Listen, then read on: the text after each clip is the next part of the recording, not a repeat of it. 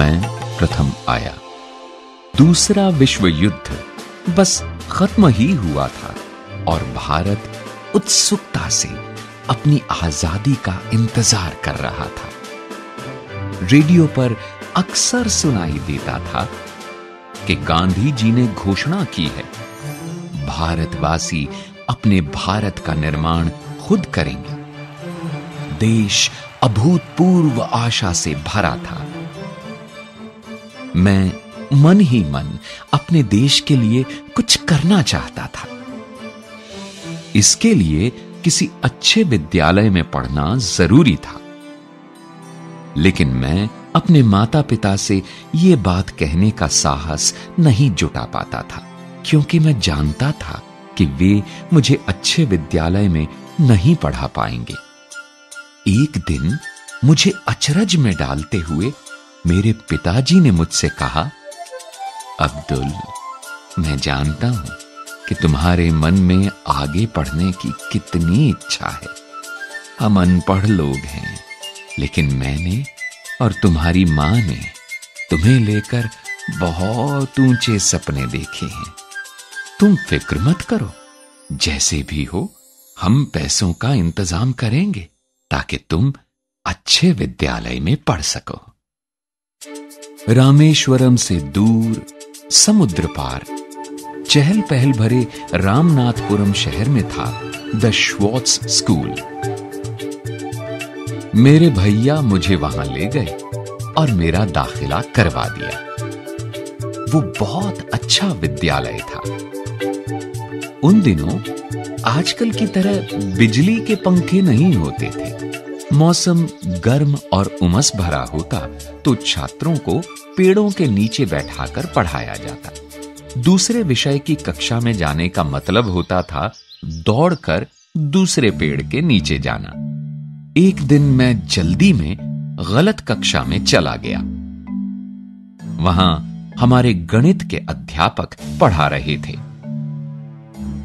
वे चश्मे में से मुझे घूरते हुए बोले, अगर तुम सही कक्षा नहीं ढूंढ सकते तो तुम इस विद्यालय में क्या कर रहे हो? तुम्हें तो अपने गांव लौट जाना चाहिए जहां से तुम आए हो। फिर उन्होंने मेरी गर्दन पकड़ी और पूरी कक्षा के सामने मुझे बेंत लगाए। मेरा दिल टूट गया। मुझे इस विद्यालय में भेजने के लिए मेरे परिवार ने बहुत त्याग किया था। कभी कभी मुझे घर की बहुत याद आती थी, लेकिन मैंने ठान लिया था कि मैं अपने परिवार का नाम जरूर रोशन करूंगा। उस दिन मैंने निश्चय कर लिया कि मैं सिर्फ अच्छा छात्र ही नहीं बनूंगा, बल्कि सबसे अच्छा छात्र बनूंगा। मैं दिन रात पढ़ाई में जुट गया। कुछ महीनों बाद जब परीक्षा का परिणाम आया तो मुझे गणित में पूरे अंक मिले थे। मैं उत्साह से भर उठा।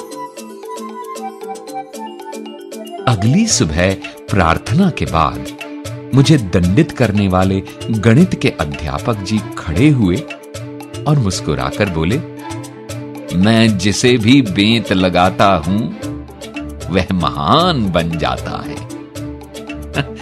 उनकी बात सुनकर सब लोग हंसने लगे।